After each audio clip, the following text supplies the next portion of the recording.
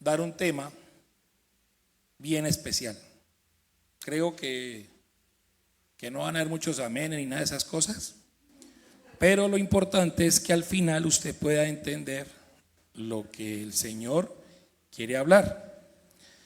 Por favor, si tiene una persona de confianza y si no la tiene, voltea a la persona que tiene a su lado y pregúntele si desde que nació a la fecha por lo menos una vez lo han ofendido. Pregúntele, por favor.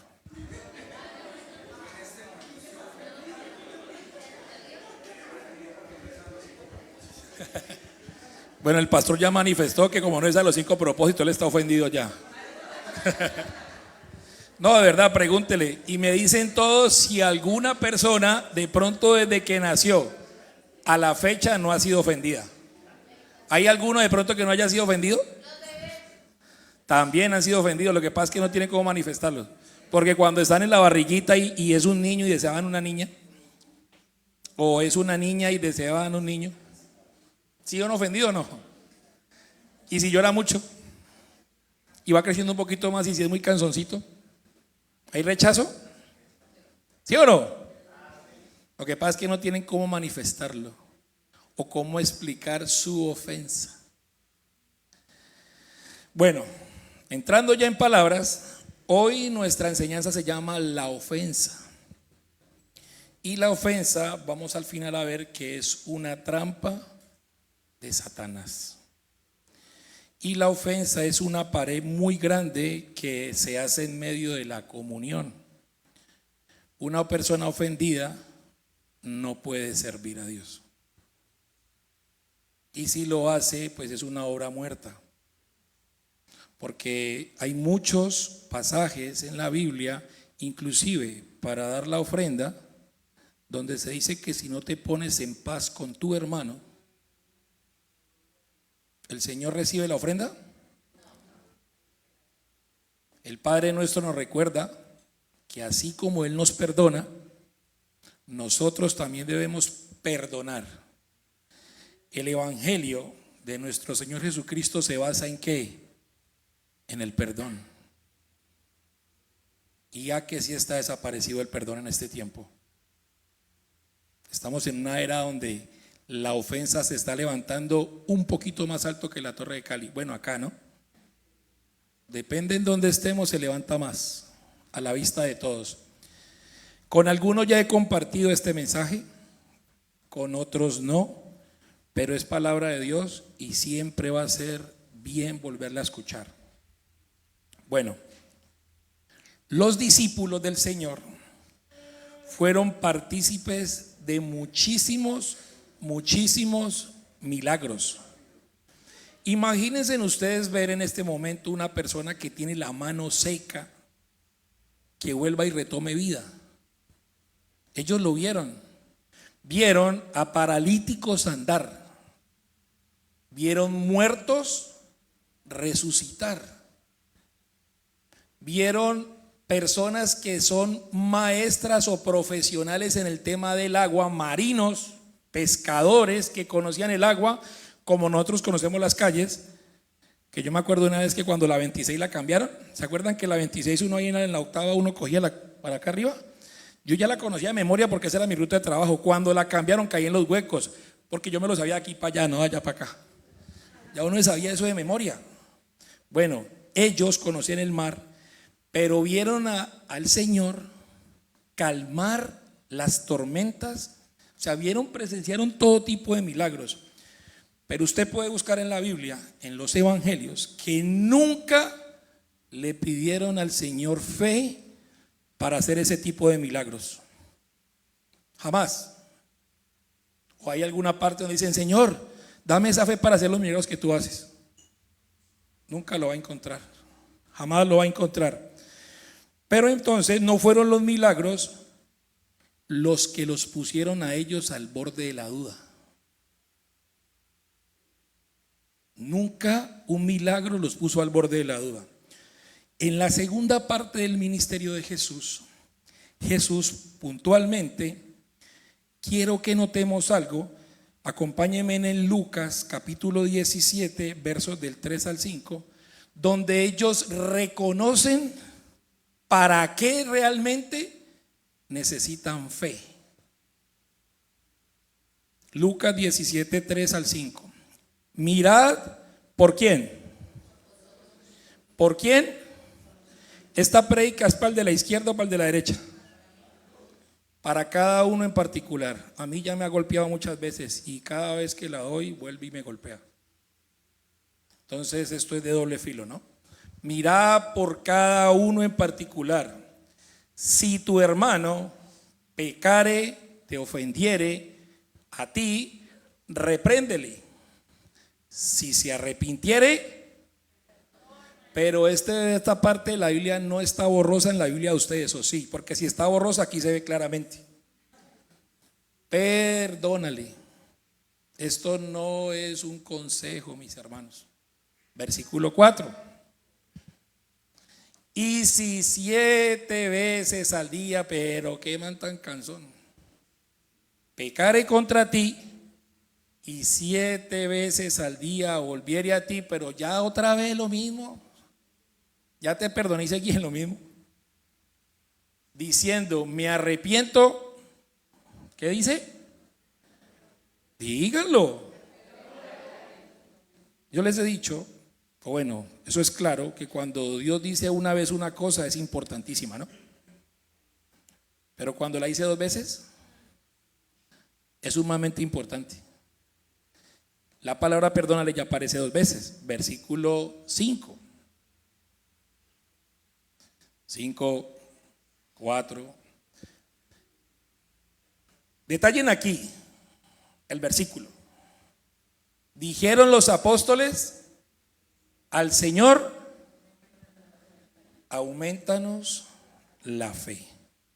No fueron los milagros, ni los demonios, ni las riquezas, o como siempre dicen fuera de contexto, que la fe mueve ¿qué?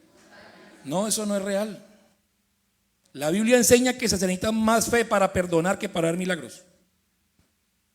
Porque todos los que hacen milagros van a ir al cielo. Pero seguramente la persona que entra al cielo ha pasado por aquí, por el perdón. Ya estamos entrando en sintonía. Necesitamos fe para perdonar. Y ya que necesitamos fe, porque es mandato de Dios, y cuando nosotros perdonamos, adoramos al Señor, porque creemos en lo que su palabra dice. Entonces fue el simple hecho de que Jesús dijera, perdona a tu hermano que peca contra ti, en múltiples ocasiones, que a ellos los llevó a decir, Señor, de verdad, para poder seguirte a ti, debo o necesito que tú me aumentes la fe. Entonces, si yo no tengo fe para perdonar, pues estoy mostrando algo que es básico en el Evangelio de Jesús. ¿Qué es lo que pasó cuando lo estaban vituperando? Lo estaban escupiendo, golpeando, llevaba varios días sin comer, humillándolo al Rey del universo. Y yo lo he dicho en varias ocasiones, yo me he imaginado esta escena, a todas las huestes espirituales con la espada ya aquí lista, esperando la orden para acabar con este mundo perverso. Y cuando Jesús dijo, perdónalos, o sea, yo creo que hubo un estallido en el cielo, porque ellos no saben, y gracias a ese perdón es que usted y yo estamos aquí hoy, y tenemos esperanza de que esto va a mejorar, pero no en esta tierra, sino allá con Él. Cuando no haya más dolencia, cuando no haya más hambre, cuando no haya que hacer fila en las EPS, cuando lo llamen y no sean del banco a cobrarle. Ya no van a llamar de Movistar, ya no van a llamar más, tan cansones que son. Bueno, comite eso de la enseñanza, me hace el favor.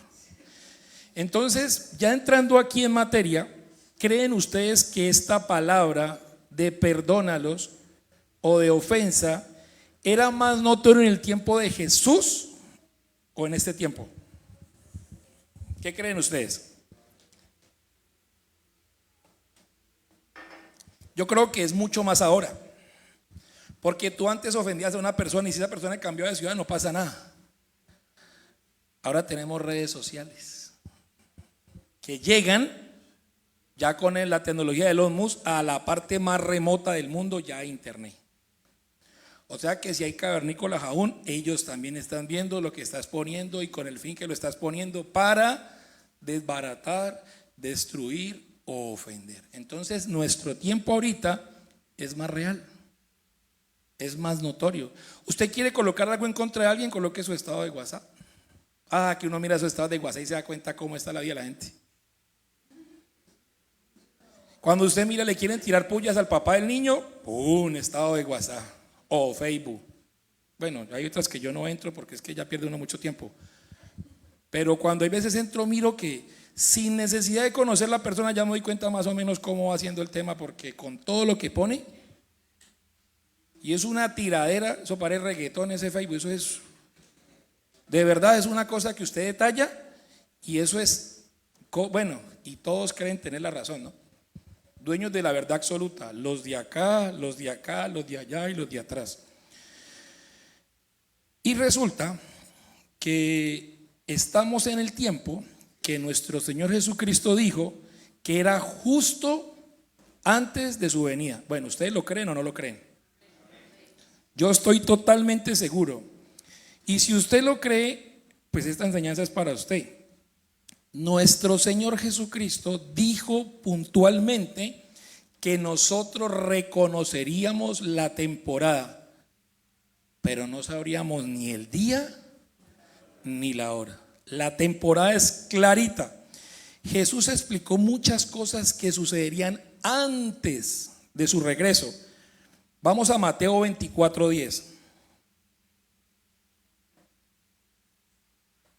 Y les confieso que a mí estos 3 versículos me causaron dolor de cabeza mucho tiempo. Estos 3 versículos seguidos. Mateo 24:10. Muchos tropezarán entonces. Si usted lee el contexto de Mateo 24, es señales antes del fin. Y se entregarán unos a otros y unos a otros se aborrecerán. La palabra aquí puntual al comienzo, ¿cuál es? ¿Cuántos son muchos? ¿Cuántos son muchos? Bueno, la palabra griega para la palabra muchos es la palabra polis, de policía, pero con ese, polis, y significa mucho, de gran cantidad, y el significado propio es la mayoría. O sea que de 100 personas, 51 están aplicando aquí. Y dice que se entregarán. Primero, 24:10. Muchos tropezarán. ¿Por qué van a tropezar muchos? Luego dice que se entregarán. Ya estamos hablando de traiciones. Y luego dice que se aborrecerán. O sea que si no se contempla el tema de solucionar el problema de la ofensa, vamos a tropezar. Después del tropiezo viene la traición y luego de la traición viene el odio. Muchos aborrecerán. El último paso es el odio. Y el odio, una persona llena de odio, lo que produce es aislamiento. Acompáñenme a Proverbios 18:19.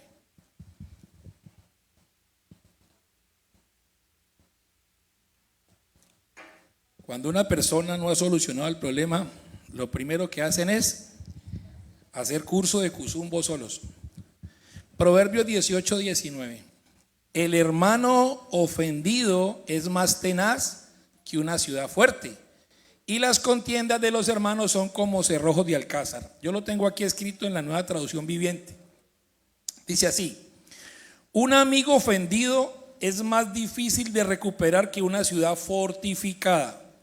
las disputas separan a los amigos como un portón cerrado con rejas. ¿Quién escribió esta parte de la Biblia? Un señor llamado Salomón. Si ustedes visualizan el tiempo de Salomón, ¿cómo eran las ciudades? Amuralladas. Las murallas. Bueno, y esto les permitía a las ciudades amuralladas dejar entrar a quien no parecía un peligro y cerrar a quien parecía un peligro. Lo mismo pasa con una persona que empieza a hacer muros en su mente. Comienza a trabajar el tema de que este tipo de persona, como ya en el pasado pasó algo, no me da confianza, no quiero que entre a mi vida, y son esos muros que se levantan mentalmente para no dejarla pasar. Y resulta que cuando alguien nos cae bien, porque en nuestro historial este tipo de personas, ¿sí les ha pasado? Que uno es cierto como que yo no conozco a esta persona, pero yo creo que, y comienzan a hacer en unos prototipos, porque mentalmente por allá tenemos una ofensa sin resolver. ¿No les pasa a ustedes? Bueno, pasa en otras iglesias, de pronto acá no, pero normalmente uno hace accesión de personas porque no nos gustan. No, esos que van así son más mentirosos y comienzan, bueno, y uno escucha y escucha y escucha y escucha. Resulta que en el Nuevo Testamento ya no habla de murallas, el Nuevo Testamento dice fortalezas. Vamos a leer un texto que normalmente se ha utilizado para la guerra espiritual, pero no tiene nada que ver con la guerra espiritual, ha sido mal tergiversado. Segunda de Corintios capítulo 10 verso 4 y 5, para que vamos entrando ya en materia. ¿Esa qué versión es? ¿No tiene Reina Valera? Eso, gracias. Porque las armas de nuestra milicia no son carnales, sino poderosas en Dios para la destrucción de fortalezas. Versículo 5. Derribando argumentos y toda altivez que se levanta contra el conocimiento de Dios y llevando cautivo todo pensamiento a la obediencia de Cristo.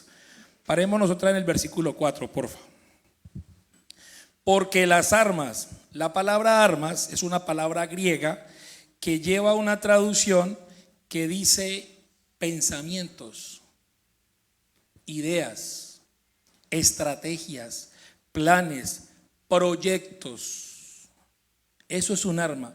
Las armas de nosotros no son nuestros pensamientos. Dice que nuestra milicia hace una simbología ¿de qué? De guerra. ¿Cuánto tiempo dura la guerra? ¿En qué guerra estamos metidos nosotros? ¿En este momento estamos en descansos o hay pensamientos que están llegando a la vida donde uno comienza como aquí a batallar? ¿Estamos en guerra cuánto? Los dos. ¿Pero y cuando es festivo? ¿También? Es más, entre más desocupados estemos, más guerra tenemos, ¿sí o no? Sí, porque a veces de pronto los festivos hacen, no, hoy no estamos en guerra. Así como dijo el presidente de Venezuela la vez que no había, hoy no hay coronavirus, está detenido, hoy puede salir a la calle. Así dijo. Entonces, hoy no hay guerra, hoy estamos totalmente santos. La guerra es 24/7, ¿cierto? Hasta dormidos. Yo a veces me pego unas películas dormido. Bueno, yo no soy de soñar, pero me han tocado unas guerras espirituales que uno dice, no pueden ser más temprano o en la mañana para poder dormir, porque es que preciso cuando uno mira a 3 de la mañana. Y a veces después de esas guerras, el sueño como que no sé para dónde se va. Coge como que para Nariño. Porque cuando uno mira y le da sueño a usted, faltan 5 para las 6. ¿Sí? ¿O solamente me pasa a mí? Y ya se tiene que parar otra vez. Y son las 8 de la mañana y yo no he dormido nada. Y bueno. Entonces, milicia es una guerra en la que estamos metidos. Armas significa estrategia, planes, ideas, propósitos. Dice el texto que no son carnales. Carnal está hablando de seres humanos. Los planes, las ideas, las estrategias, las estratagemas, los propósitos que nosotros tenemos en esta guerra no son humanos, sino poderosos en Dios. Hay muchas cosas que nosotros las hacemos a nuestra manera, porque hemos construido unas fortalezas mentales. Entonces yo creo que es así, Señor, de pronto sí es como dices, pero a mí me ha funcionado más así. Y resulta que no. Entonces lo que yo hago es que la palabra fortaleza allí, no, perdón, estamos aquí en armas, versículo 5, bueno, aquí sí, la destrucción de fortaleza. La palabra fortaleza aquí traduce argumentos, razonamientos, patrones de pensamientos con los que procesamos información. ¿Qué hago yo? Como ya aprendí esta historia con este personaje, me blindo y dejo y no permito entrar a algunos o a ciertas personas. Estos son fortalezas. Y el amor de Dios, ¿en qué se basa? ¿En blindar o en dar? Dar y dar. ¿En qué se basa el amor de Dios? El amor que todo lo da, ¿no? El amor de Dios se basa en dar, en dar, en dar. Y una persona ofendida comienza a construir en su mente procesos de razonamiento. Y muy adentro de su alma, allá internamente, por eso es que usted escucha personas, o no sé si le ha pasado, que usted puede estar en una situación depresiva y usted puede estar rodeada de gente, pero se siente sola.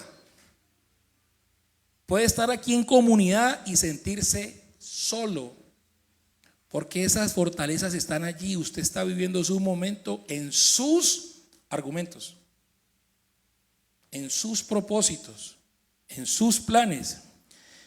Y entonces comienza a desarrollar unos patrones de protección. Y ya el enfoque ya no está en dar, sino en cuidarme a mí mismo. Y cuando yo comienzo a cuidarme a mí mismo, entonces comienzo a protegerme.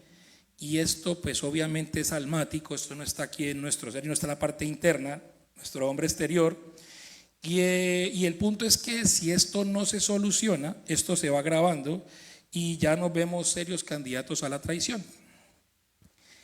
Y el punto es que muchos piensan en la traición como algo terrible. Uno piensa en la traición y en ¿quién es el primero que piensa? Porque en Judas. Es más, la gente no le pone en Judas a un niño porque inmediatamente lo relacionan con ¿Ustedes saben qué significa Judas? ¿El nombre original qué significa? Judas significa alabanza a Dios, pero está vetado ese alabanza a Dios, o sea, por ahí no es, por otra parte. Pongámosle más bien Samuel, que casi no hay, porque es regalo de Dios. Matías, sí. Entonces, este punto aquí nos hace serios candidatos a la traición. ¿Y saben qué significa traición en sí? Se lo voy a leer para decirlo exactamente repetidas veces. Lo que significa realmente una traición es cuando busco mi beneficio o mi protección a expensas de alguien con quien tengo una relación. Eso es traición. Soy amigo del pastor porque de una u otra forma eso me hace, o hago una amistad con esta persona porque tiene varios amigos en diferentes empresas. Su amistad no es sincera. ¿Eso de pronto excluye a alguien aquí de la traición? Se va poniendo más interesante el tema. ¿Por qué? Voy a repetirla 3 veces a petición del público. Y realmente lo que significa la palabra traición es alguien con quien tengo una relación, se me perdió. A expensas, sí. Pero ¿y por qué se me perdió acá? Es cuando busco mi beneficio o mi protección a la expensa de alguien con quien tengo una relación. Ya estamos tocando el tema donde muchos ya estamos, ¿cierto? Esto a veces pasa mucho en las parejas. Bueno, ya llegamos allá.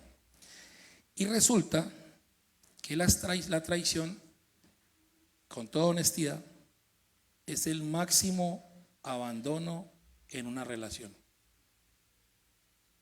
Porque no estoy porque te amo. Estoy porque necesito algo tuyo.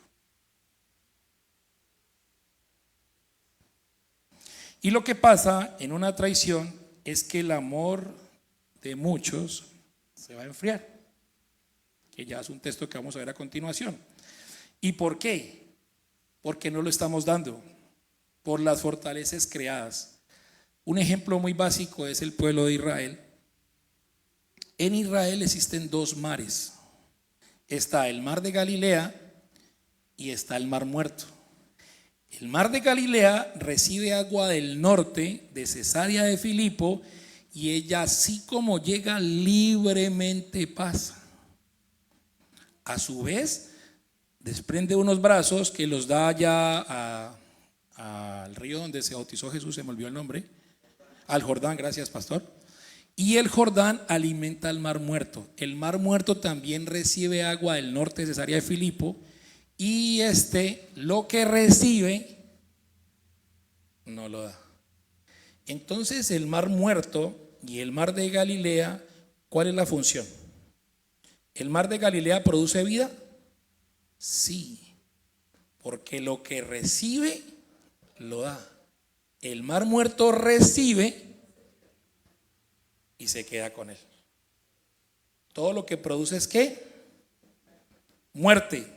Un cristiano ofendido recibe el amor de Dios,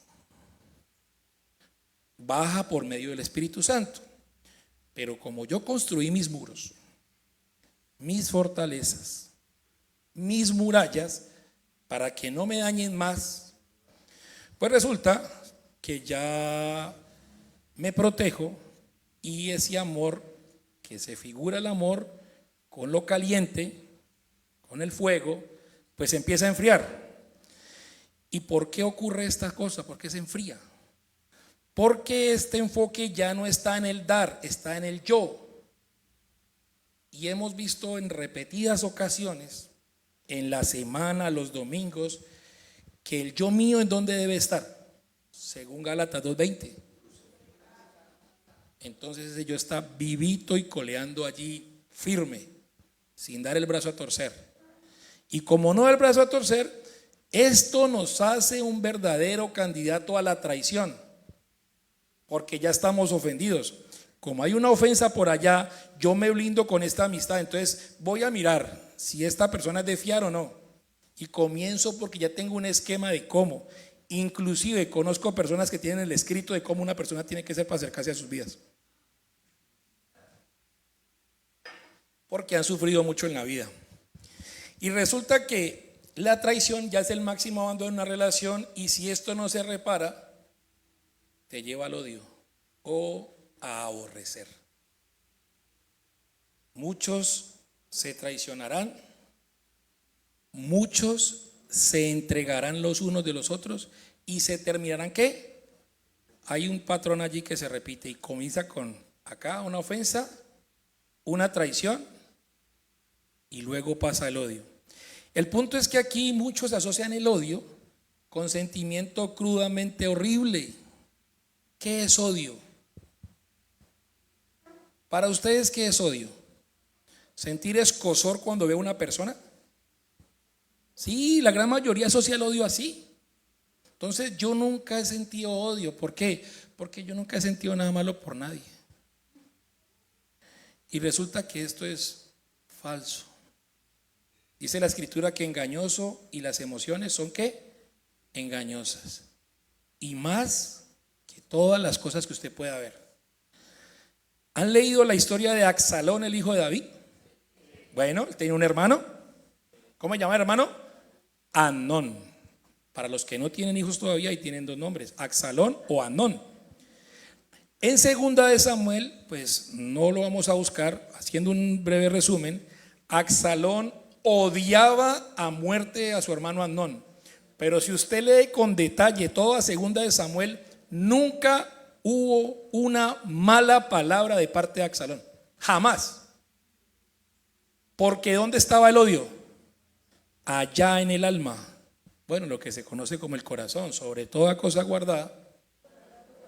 ¿Ya ve por qué el Señor nos manda a guardar el corazón? Pero quiero que vamos, la palabra que utiliza el pastor, elevar este punto. Primera de Juan, capítulo 3, versículo 15. ¿Qué es odiar? ¿Qué es odiar? Todo aquel que aborrece a su hermano es ¿qué? Es un matón. Y sabéis que ningún homicida tiene vida permanente en él.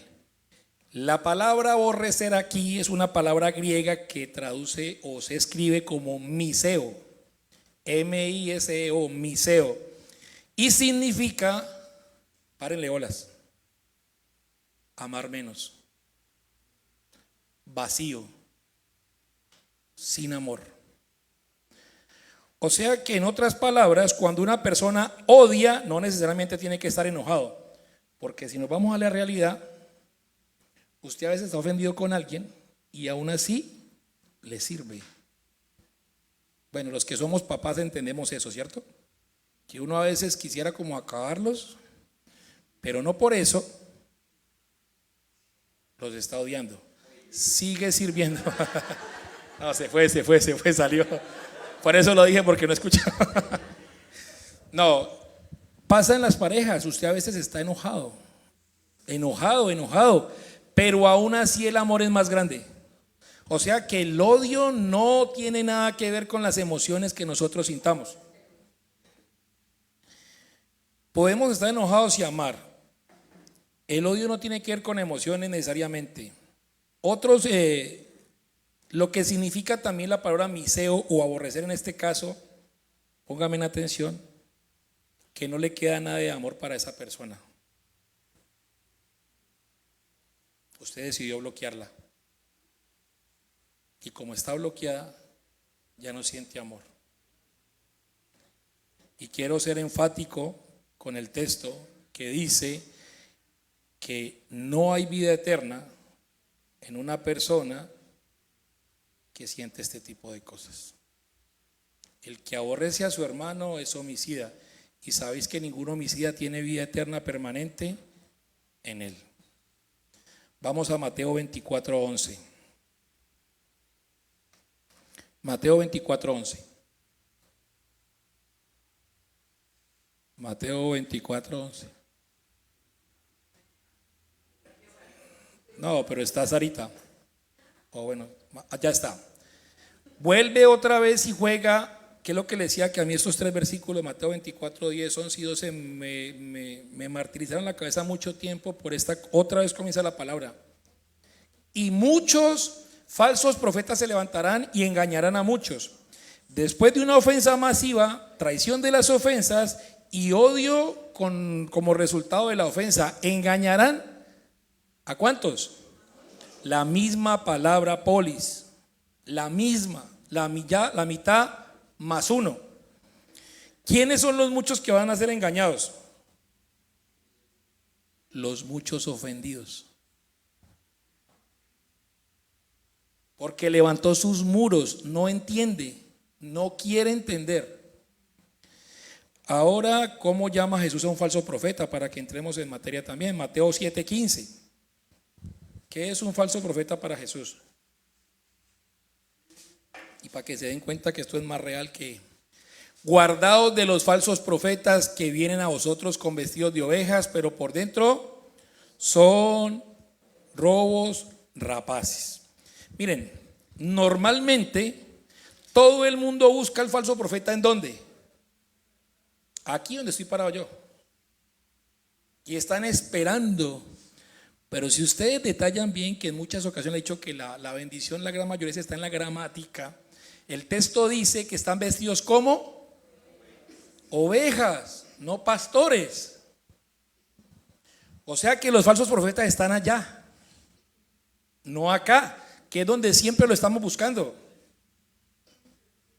Falso profeta, aquí dice el texto, que es las personas que somos hijos de Dios, o sea, las ovejas. Allá están los falsos profetas en las bancas. Y siempre la mira está en otra parte, ¿no? ¿En dónde está la enseñanza? Exacto. Miren, ¿ustedes han visto cómo atacan la manada de lobos? Los lobos, que es el texto que el Señor está diciendo, hablando de lobos, ellos trabajan en manada. La manada cerca a el grupito que haya de ovejas, de animales que ellos se comen. ¿A quién ataca la manada? ¿A cuál? A la que está sola, a la herida y digámoslo de una vez, a la ofendida. Una oveja ofendida es plato que se sirve en la mesa. Y resulta que una oveja ofendida, normalmente, ¿cuál es la primera muestra que se hace cuando uno está ofendido? Muy bien, Proverbios 18:1, vamos a ver qué dice la Biblia. Proverbios 18:1. Su deseo busca el que se desvía y se entremete en todo negocio.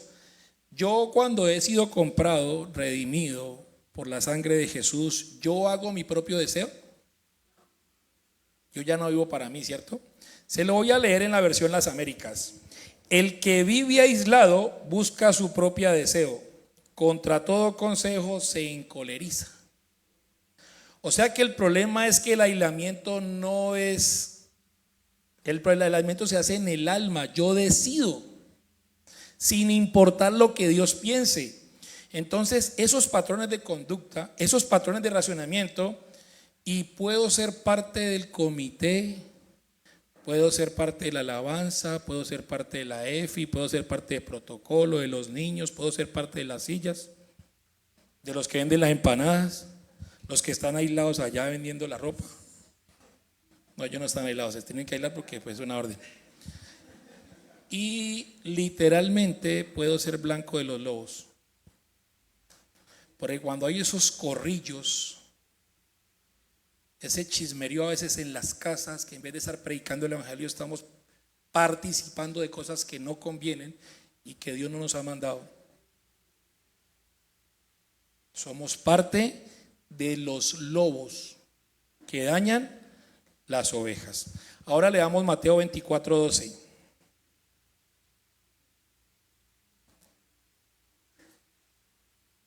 Mateo 24:12. Otra vez la bendita palabra. Y por haberse multiplicado la maldad, el amor de muchos se enfriará. La palabra maldad aquí es la palabra griega anomia y significa sencillamente no estar sujeto a la voluntad de Dios. Es simplemente no someterse a su palabra. Por ejemplo, en el capítulo 10 de Hebreos dice: no dejando de congregarnos, como algunos tienen por costumbre, y tanto más que aquel gran día, pero yo decido aislarme. La maldad a causa de, dice que va a ¿qué? A aumentar. O sea, que no crean en políticos de la falsa paz, eso no existe, ni va a existir, porque la paz no es un tratado, es un estado del corazón. Cuando le prometan eso y que van a acabar con la pobreza, Jesús dijo cuando le derramaron la loción en sus pies, dijo que a los pobres, ¿cuánto lo van a tener? Siempre van a estar con ustedes. O sea, que la pobreza va a acabar. No. Eso que van a acabar con la pobreza, mentirosos hijos del diablo. No estoy hablando de nadie, estoy diciendo lo que la Biblia enseña. Entonces la maldad va en aumento. Pero ¿en dónde está la maldad? En las bombas, en los misiles, en los atracos. La maldad está en la mente. La maldad está en la mente. Los pensamientos contrarios a la obediencia de Dios, cuando dice allá en ahorita que leímos, llevando cautivo todo pensamiento. ¿Por qué? Porque se levantaron esas fortalezas. Entonces yo levanto mis muros, mis fortalezas cuando nos lastimas. ¿Y sabe qué? ¿Por qué lo levanto? Porque pienso que me van a proteger. y lo que realmente ocurre es que siento una frustración por dentro. ¿Les ha pasado? Cuando yo decido cuidarme, decido hacer mis cosas a mi manera. ¿Saben por qué se siente frustración? Porque va en contra de la voluntad de Dios. Y entonces, por haberse multiplicado la maldad de pensamiento en acciones, el resultado de la ofensa recibida, el amor de muchos se va a enfriar. Yo creo que podemos estar de acuerdo que la maldad abunda en nuestra sociedad, ¿cierto que sí? ¿Sí o no? Pero el texto no está hablando de la maldad en la sociedad. El texto está hablando de la maldad aquí en la iglesia. Y se los voy a demostrar con dos razones. El tema es que la palabra amor aquí es la palabra griega ágape. En el Nuevo Testamento existen dos palabras para la definición de amor. Una es la palabra fileo, que significa amor afectuoso, amor de amigos, amor de padres a hijos, de hijos a padres, y este amor el mundo lo tiene. La palabra ágape significa que es el amor sin reserva, el que da su vida por amor a otro, el amor que ama aún cuando no es correspondido. Y este es el amor que Jesús dijo que habitaba en nosotros y que el mundo no podía tener. Entonces, esta es mi primera razón por qué está hablando dentro de la iglesia. O sea, esto es para nosotros. ¿Qué dice Juan 14, 17? Juan 14, 17. El Espíritu de verdad, al cual el mundo no puede recibir porque no le ve ni le conoce, pero vosotros le conocéis porque mora con vosotros y estará con vosotros. Ahora leamos también Romanos 5:5. Romanos 5:5.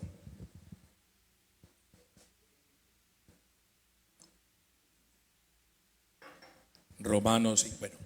Y la esperanza no avergüenza, porque el amor de Dios, ¿qué? Ha sido derramado en nuestros corazones por el Espíritu Santo que nos fue dado. Usted, legalmente hablando o bíblicamente hablando, ¿usted puede amar a otro, sí o no? Aquí está diciendo que el amor de Dios ya fue derramado. Eso.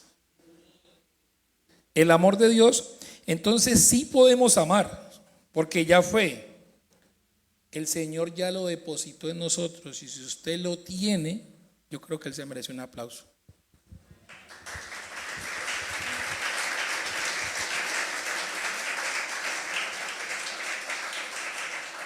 Esa maldad que va en aumento, ese amor de muchos que va a enfriar, está hablando de la iglesia. Y el segundo punto que yo creo que es básico es ese versículo siguiente que está en Mateo 24:13. ¿Qué dice? Mateo 24:13. Mas el que perseverare hasta el fin, este será salvo. Usted le dice a alguien de la calle, a alguien que no conoce de Dios, que persevere hasta el fin para que sea salvo. No. En cambio, usted sí le dice a alguien que ya empezó la carrera, alguien que ya se convirtió, alguien que entendió que es pecador, que está muerto, que Dios es santo y que solamente y únicamente por medio de lo que hizo Jesús, él puede llegar al cielo. A esa persona usted le dice persevere, mi hermano. Entonces, este punto es estrictamente para la iglesia. Lo que el Señor nos está queriendo decir es que en los últimos días habrá una ofensa masiva. ¿Han visto el tema de la política? Una cosa aterradora, ¿cierto? Hasta en las familias hay división. En la iglesia del Señor hay división por políticos y politiquería. Esta ofensa masiva y colectiva va a llevar a las traiciones. Y si usted detalla bien las guerras, lo que ha ocurrido más sangrientos en el mundo, en la historia, siempre viene de gente cercana, nunca de gente lejana. La ofensa masiva va a suceder y vamos a ver qué son los más cercanos. Luego vienen las traiciones y por consecuencia el odio. engaños van a resultar de todo esto. Y a causa del pensar maligno que no proviene de Dios, el amor de muchos se va a enfriar. Misma palabra, polis, la mitad más uno. Ya comienza a tener relevancia las 10 vírgenes. 5 se quedarán y 5 irán con su Señor. Miren lo que dice el Salmo capítulo 55, verso del 12 al 14. Y la persona que más te puede ir, la persona más cercana a ti. Salmo 55, verso 12 al 14. Porque no me afrentó un enemigo, no se puso contra mí, lo cual yo habría soportado, porque es lógico, él me odia. Ni se alzó contra mí el que me aborrecía, porque me hubiera ocultado él. Pues yo sé que él me aborrece y está allí, no me paso por ahí. Versículo 13. Sino tú, hombre, al parecer íntimo mío, mi guía, mi familiar. Versículo 14. Que juntos comunicábamos dulcemente los secretos y andamos en amistad en la que. ¿Está hablando de los cristianos? Le voy a leer este texto 14 en la versión internacional. Bueno, el versículo 13 habla de íntimo, alguien cercano que me conoce como soy, mi guía, mi familiar. El versículo 14 en la versión internacional dice: a quien me unía una bella amistad y con quien caminaba entre los adoradores de la casa de Dios. Miren, mis hermanos, entre más cercana es la amistad, más alta es la proyección de ofensa. Más grande es el potencial. ¿Por qué? Porque nuestras expectativas siempre van a ser más altas. Un cristiano promedio, un cristiano que ya está empezando la etapa de madurez, normalmente ya entiende y saben que el mundo los va ¿a qué? A ofender. Pero un cristiano promedio maduro sabe que ellos no tienen el amor depositado de Dios. Entonces, ¿qué pasa con ellos? ¿Cuáles son las expectativas de los cristianos promedios? Bueno, de un cristiano ya que ya conoce la escritura. La expectativa del mundo, 0. La expectativa de los hermanos en Cristo, 20%. La expectativa del pastor Felipe, coloquémosle un 60%. Un 60% coloquémosle. De los que estamos, digamos, ayudando a guiar al pueblo. Pero la expectativa de un esposo y una esposa, yo creo que un 110, ¿cierto? Y es por esta razón que el 50% de los matrimonios se divorcian. Porque no querían servir, querían ser servidos. No entienden el precio que es pagar. Y la palabra de matrimonio es un palabra sinónimo ¿de qué? De muerte. Muero a mí para que esta persona. Vamos, entonces Jesús nos enseña que se necesita más fe para perdonar que para ver milagros, ¿cierto? Lucas capítulo 17, versículo 1. Los que han esquivado alguna ofensa hoy, que siempre están felices. Dijo Jesús a sus discípulos: imposible es que no vengan ofensas. ¿Cuál es la palabra que utiliza el texto? Imposible. O sea, ¿usted va a ser ofendido? Sí. Y en algunas ocasiones por cantidades, como un derrumbe. Mas hay de aquel. Esa palabra hay es una palabra de danger, ¿no? La calavera, peligro, alerta. Mas hay de aquel porque vengan los tropiezos. O sea que es imposible que no te ofendas. Pero lo que hagas con la ofensa que tengas, que esté pasando, eso va a determinar tu futuro. ¿Te volverá más fuerte o te amargarás? La palabra tropiezo aquí es la palabra griega escándalon, como escandaloso, pero con termina en N, escándalon. Y es una palabra que significa trampa o gatillo. ¿Saben qué es un gatillo, no? Estamos en Cali, aquí todos sabemos que es un gatillo. Gatillo, el de disparar. Bueno, para los que no saben, un gatillo. Y se utilizaba para atrapar animales pequeños. Las personas colocaban la carnada en el gatillo o en el escándalo, y la persona o el animalito venía y comía. En algunas ocasiones la trampa caía sobre él, pero en otras ocasiones la trampa caía en la cabeza o lo mataba. De igual, una ofensa es una trampa que Satanás pone para saber si caemos en ella. Otro significado de escándalo es que siempre denota una tentación a conductas que arruinan a la persona en cuestión. Miren lo que dice Hebreos 12:15. Hebreos 12:15.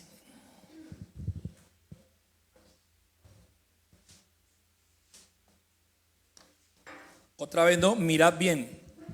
No sea que alguno deje de alcanzar la gracia de Dios, que brotando por allá de tiempo pasado, de cosas que no he solucionado, ofensas, brote una raíz de amargura y les estorbe, y por ella muchos sean contaminados.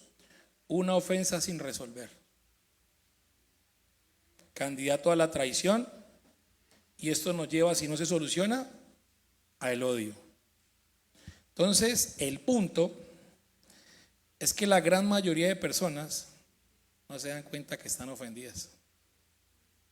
Todos quieren estar funcionando perfectamente. Pablo dice, ya con esto termino, en 2 de Timoteo capítulo 2, versículo 24 al 26.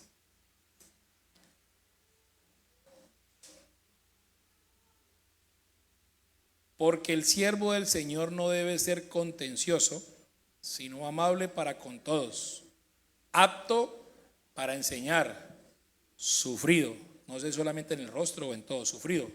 Versículo 25. Que con mansedumbre corrija a los que se oponen, por si quizás Dios les conceda que se arrepientan para conocer la verdad. Versículo 26. Y escapen del lazo del diablo en que están cautivos a voluntad de él. Versículo 25, porfa, otra vez. Que con mansedumbre corrija a los que se oponen. ¿Quiénes son estos que se oponen? Los ofendidos. Los que salen todo el tiempo a marchar y cosas de este tipo. Usted mira ese tipo de persona y tiene un patrón, una conducta parecida. Manejan un tipo de rechazo, odio. No, analicen y verás, es en serio. Hay algo que los revolucionarios normalmente tienden a amargura en su corazón, problemas sin solucionar. A nosotros mandan a revolucionar, pero con la verdad, y esto nos podía costar la vida. Los que se oponen aquí son los ofendidos. Versículo 26. Y escapen del lazo del diablo. Un cristiano no puede ser poseído por Satanás, porque donde está el Espíritu de Dios, y un agua de una misma fuente no puede salir agua dulce y salada. O sea que no puede ser poseído, pero sí te puede tener atrapado. El lazo aquí es la ofensa, la trampa de Satanás. Yo firmemente creo, mis hermanos, que el enemigo va a levantar un ejército contra la iglesia en este último tiempo. Y también sé que se viene un mover muy grande de parte de Dios, una cosecha muy grande, pero de esa cosecha, que es la más grande en la historia que está por venir, también van a ir un ejército de cristianos ofendidos, y sin darse cuenta van a liberar amargura y van a dañar parte de la cosecha. La ofensa es una trampa de Satanás y es más seria de lo que cada uno de nosotros pensamos. Yo creo que hoy es día para ser completamente libre de toda ofensa. Si usted cree que esta predicación le llegó a su corazón, póngase en pie.